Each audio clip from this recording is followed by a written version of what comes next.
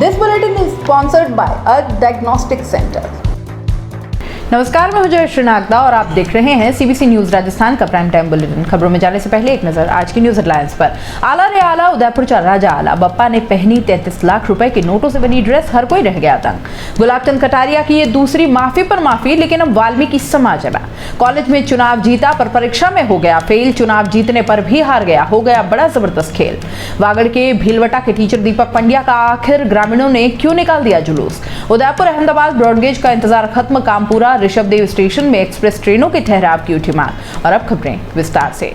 Lake city Udaipur शहर में कई जगह गणपति की स्थापना की गई है। उदयपुर शहर में बापू बाजार में विराजित गणपति का बुधवार को 33 लाख रुपए के नोटों की ड्रेस से श्रृंगार किया गया। नोटों के इस अनूठे श्रृंगार को देखने के लिए बड़ी तादाद में भक्त गणेश पांडाल पहुंचे और बप्पा के दर्शन किए। उदयपुर के बापू बाजार में श्री स्वास्तिक विनायक गणपति मंडल की ओर से गणपति की स्थापना की गई है। इन गणपति को उदयपुर चा राजा नाम से भी पहचाना जाता है। गणपति मंडल के पदाधिकारी प्रतिदिन गणपति का विशेष श्रृंगार करते हैं। पिछले कई वर्षों से उदयपुर चा राजा की स्थापना होती चली आ रही है। उदयपुर चा राजा के नोटों के इस विशेष श्रृंगार के लिए विनायक गणपति मंडल के कार्यकर्ता पिछले कई दिनों से तैयारी कर रहे थे। 2000, 500, 200 और 100 रुपए के नोटों से पिछले कुछ दिनों से लगातार गणेश जी के वस्त्र बनाने की तैयारी की जा रही थी। भगवान गणेश के 2000 के नोट से धोती और मुकुट बनाए गए हैं। 500 के नोट से हाथ और कवच के वस्त्र बनाए गए हैं। वहीं 100, 200 और 500 के नोटों से गणपति बप्पा की माला बनाई गई है। नोटों के इस विशेष श्रृंगार के दर्शन के लिए हजारों की तादाद में भक्त गणपति पंडाल पहुंचे।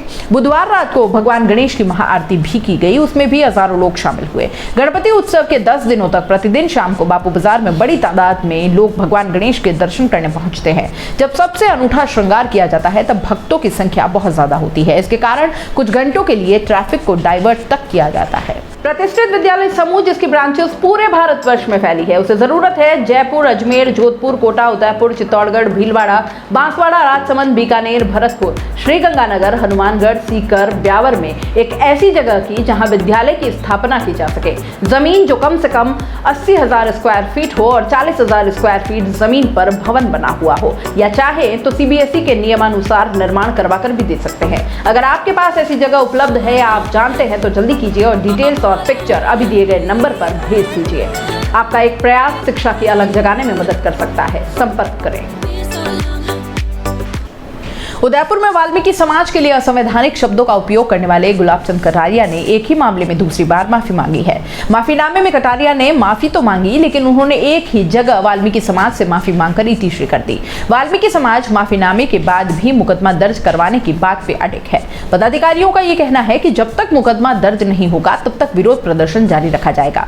दूसरे पत्र में भी गुलाबचंद कटारिया ने कवि मासूम की कविता का जिक्र किया। उन्होंने लिखा कि पन्नाधाय उदय सिंह एवं चंदन की मूर्ति के लोकार्पण के समय पन्नाधाय एवं चंदन के बलिदान को तो हर व्यक्ति जानता है, लेकिन उसके साथ कीरत काका जो उदय सिंह को टोकरे में रखकर जूठी पत्तल डालकर उन्हें सुरक्षित महल से बाहर ले जाने का कार्य करते हैं, वो मेवाड़ के स्वर्णिम इतिहास के रूप में जाना जाता है। मैंने भी कीरत काका का वर्णन करते समय जो शब्द उपयोग किए वो मेवाड़ में गाई जाने वाली कवि निरंजन मासूम की कविता पन्ना का बलिदान से ली है, जो वर्षों पहले लिखी और गाई जाती है।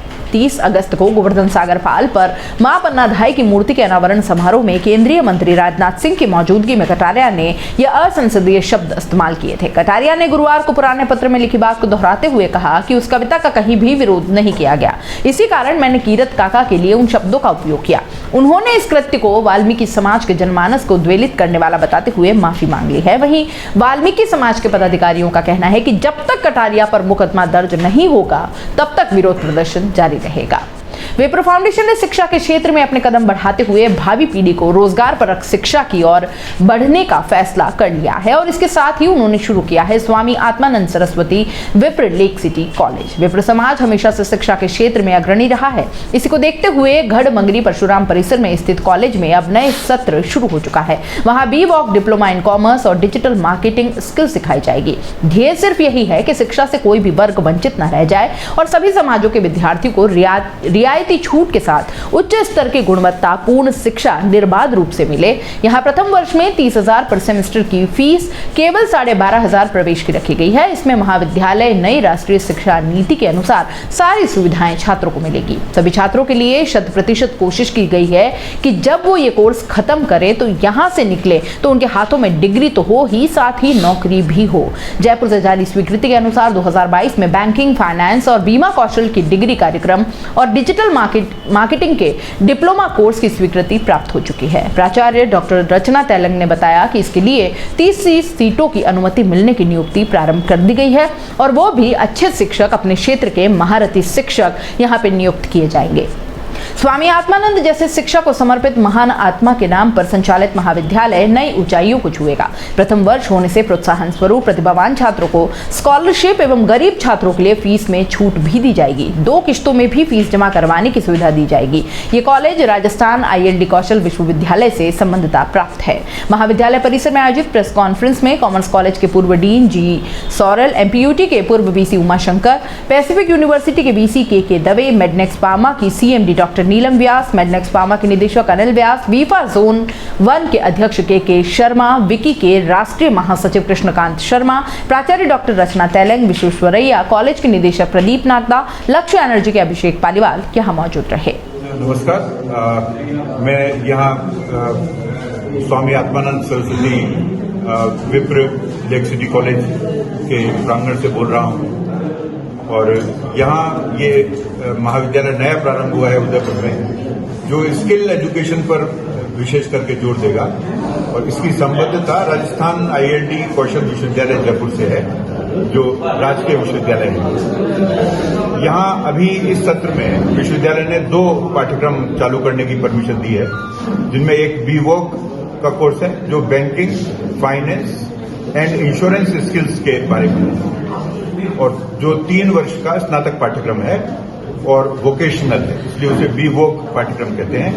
BVOC पाठ्यक्रम देश में नए हैं, जो विश्वविद्यालय अनुदान आयोग ने पिछले दशक में ही प्रारंभ किए हैं और इन पाठ्यक्रमों का उद्देश्य राष्ट्रीय स्तर पर विद्यार्थी को स्किल एजुकेशन प्रोवाइड करना है। और राजस्थान में अब अपना ही एक स्किल यूनिवर्सिटी स्थापित हो चुकी है, राजस्थान ILD कौशल विश्वविद्यालय के रूप में। उसके संबद्धता से ये कोर्स यहाँ चालू होगा। इस कोर्स में जैसा नाम से स्पष्ट है कि विद्यार्थी को बैंकिंग से रिलेटेड, फाइनेंशियल सर्विसेज से रिलेटेड और इंश्योरेंस से रिलेटेड स्किल्स की ट्रेनिंग दी जाएगी 6 सेमेस्टर के दौरान। और नई शिक्षा नीति के तहत ये कोर्स चलेगा, जिसमें विद्यार्थी पहले साल, दूसरे साल में भी अपनी पढ़ाई यदि छोड़ना चाहता है तो उसे डिप्लोमा और सर्टिफिकेट और एडवांस डिप्लोमा मिलेंगे। 3 साल पूरे करता है तो उसे डिग्री मिलेगी। विद्यार्थी बीच में गैप देके वापस फर्स्ट ईयर में गैप देके सेकंड ईयर ज्वाइन करना चाहता है तो उसकी सुविधा भी से है। मूल बात यह है इस कोर्स के विषय में होगी कि इस महाविद्यालय की एक टैग लाइन प्लान की गई है और उसे मैं इंग्लिश और हिंदी दोनों में बोलता हूं ताकि समाज के विद्यार्थियों को पता रहे। वो टैग लाइन ये है, towards making you industry ready. आपको रोजगार परक बनाने की ओर उन्मुख, ये इस महाविद्यालय का मिशन स्टेटमेंट है। इस महाविद्यालय में बड़ी संख्या में उदयपुर के 100 से अधिक संख्या में उदयपुर के बड़े इंडस्ट्रियलिस्ट इस महाविद्यालय के सलाहकार मंडल से जुड़े हैं और इसलिए हम आशा करते हैं कि उनके सहयोग से हम विद्यार्थियों को वो शिक्षा प्रदान कर पाएंगे जो वर्तमान में इंडस्ट्री की नीड है। इसी के साथ एक डिप्लोमा का भी एफिलिएशन हमें यूनिवर्सिटी से मिला है। ये पार्ट टाइम डिप्लोमा है, diploma in digital marketing and ecommerce. ये 1 वर्षीय डिप्लोमा है और पार्ट टाइम है। पार्ट टाइम डिप्लोमा का आशय ये होता है कि कोई भी व्यक्ति जो कोई और कोर्स कर रहा हो, ग्रेजुएशन या पोस्ट ग्रेजुएशन किसी भी विषय में, या वो अन्य कोई व्यक्ति है जो 12वीं पास है या नौकरी कर रहा है, या कोई गृहिणी है जो 12वीं पास है और वो अभी पढ़ नहीं रहे हैं, तो उन्हें ये डिप्लोमा करने से सीधे एम्प्लॉयबिलिटी के चांसेस बनते हैं, क्योंकि डिजिटल मार्केटिंग का ये युग है और ऐसे में 1 वर्ष का ही डिप्लोमा करके विद्यार्थी बड़ी आसानी से ये एम्प्लॉयबिलिटी प्राप्त कर पाएंगे। 1008 जगत गुरु श्री श्री चंद जी भगवान का 528वां जन्म दिवस गुलाब बाग स्थित उदासीन आश्रम में धूमधाम से मनाया गया। उदासीन आश्रम के महंत श्री सुंदरदास जी महाराज ने बताया कि गुलाब बाग स्थित प्राचीन आश्रम में श्री चंद जी भगवान का जन्मोत्सव धूमधाम से मनाया गया। इस दिन सवेरे 7 बजे से 9 बजे तक भगवान का अभिषेक किया गया। तत्पश्चात धूनी पर हवन पूजन भक्तों एवं साधु संतों के सानिध्य में किया गया। इसके बाद धर्म ध्वजा जलाई गई। धार्मिक अनुष्ठान के पश्चात प्रसादी का कार्यक्रम रखा गया, जिसमें सैकड़ों की संख्या में भक्तों ने इसका लाभ प्राप्त किया। राजस्थान में छात्र संघ चुनाव में रोचक वाकया सामने आया है। जयपुर में 26 अगस्त को हुए छात्र संघ चुनाव में राजस्थान कॉलेज में रोहित चौधरी संयुक्त सचिव के पद पर चुनाव जीते, लेकिन चुनाव जीतने के 9 दिन बाद ही रोहित फर्स्ट ईयर में फेल हो गए हैं। ऐसे में चुनाव जीतने के बावजूद अब रोहित चौधरी संयुक्त सचिव के कुर्सी पर काबिज नहीं हो पाएंगे। छात्र संघ चुनाव में रोहित ने सबसे ज्यादा 940 वोट हासिल किए थे। वहीं रोहित के बाद सबसे ज्यादा 368 वोट नोटा को पड़े थे, जबकि रोहित के खिलाफ चुनाव लड़ रहे विवेक शुक्ला तीसरे स्थान पर पहुंच गए थे। उन्हें महज 321 वोट मिले थे। यूनिवर्सिटी प्रशासन द्वारा संयुक्त सचिव के पद पर किसी भी प्रत्याशी को निर्वाचित नहीं किया गया है। ऐसे में अगले चुनाव तक राजस्थान कॉलेज में संयुक्त सचिव के पद को समाप्त कर दिया गया है। बता दें कि 27 अगस्त को जारी हुए रिजल्ट में राजस्थान कॉलेज में अध्यक्ष पद पर लक्षराज सिंह चुंडावत ने जीत हासिल की थी। वहीं उपाध्यक्ष पद पर राहुल चौधरी, महासचिव के पद पर राहुल कुमार मीणा को जीत मिली थी। छात्र संघ चुनाव के मुख्य चुनाव अधिकारी प्रोफेसर हर्ष के अनुसार रोहित के बाद कोई छात्र नेता रहता तो उसे संयुक्त सचिव के पद सौंपा जा सकता था, लेकिन रोहित के बाद नोटा पर ही सबसे ज्यादा वोट मिले हैं। ऐसे में नोटा को संयुक्त सचिव का पद नहीं दिया जा सकता, इसलिए अगले चुनाव तक संयुक्त सचिव की कुर्सी खाली रहने वाली है। बता दें कि कोरोना काल के 2 साल बाद राजस्थान में छात्र संघ चुनाव का आयोजन किया गया था। इन चुनावों में राजस्थान के 14 विश्वविद्यालयों में एक भी विश्वविद्यालय में NSUI का प्रत्याशी अध्यक्ष पद पर चुनाव नहीं जीत पाया था। वहीं राजस्थान यूनिवर्सिटी में निर्दलीय निर्मल चौधरी ने राजस्थान सरकार के मंत्री मुरारी लाल मीणा की बेटी निहारिका को चुनाव हराकर NSUI को तीसरे और ABVP को चौथे स्थान पर पहुंचा दिया था। शिक्षक दिवस पर राज्यपाल से सम्मानित होकर टीचर के गांव में आते ही लोगों ने घोड़े पर बैठाकर गाजे बाजे के साथ जुलूस निकाला।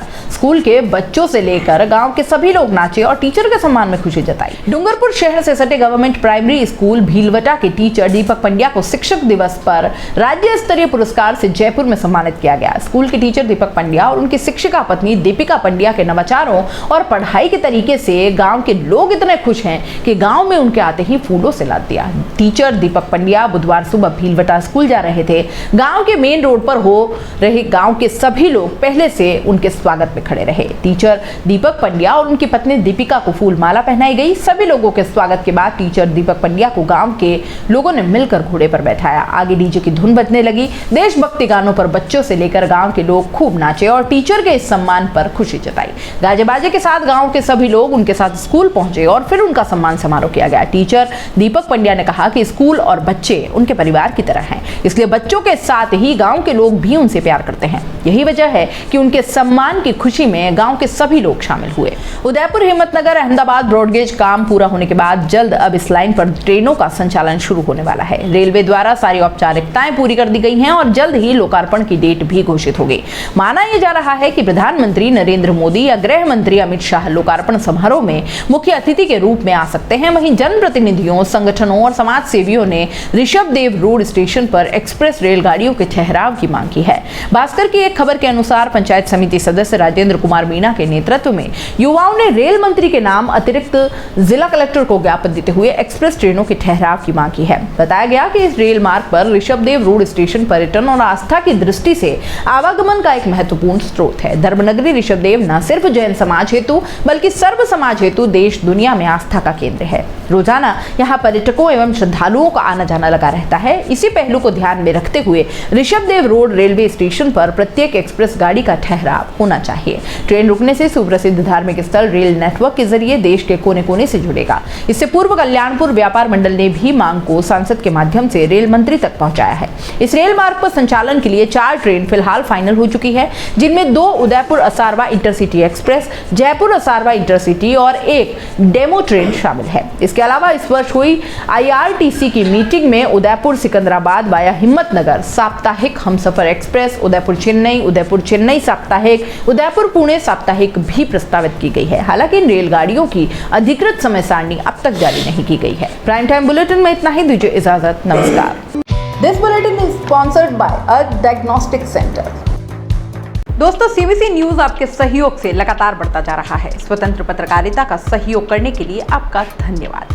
सबसे पहले तो जिन लोगों ने हमारे चैनल को सब्सक्राइब नहीं किया है तो पहले सब्सक्राइब करें, जिसका कोई शुल्क नहीं लगता और बड़ा आसान है। बस नीचे दिख रहे लाल सब्सक्राइब के बटन को दबाना है और पास में दिख रहे बेल आइकन को भी दबाना है, ताकि आपको अपने सीबीसी न्यूज के हर अपडेट्स मिल सके। हमारे इंस्टाग्राम पेज और फेसबुक पेज को भी लाइक करें, फॉलो करें, वहां पर भी आपको मिलती है तरह तरह की अपडेट्स।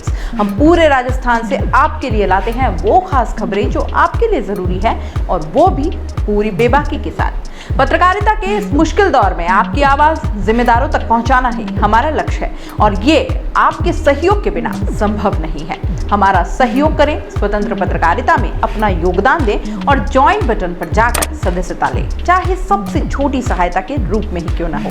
जनता की बेबाक आवाज बने रहें, उसके लिए सहयोग आपको ही करना है। सब्सक्राइब करिए और ज्वाइन बटन पर क्लिक कर सदस्यता ग्रहण कीजिए।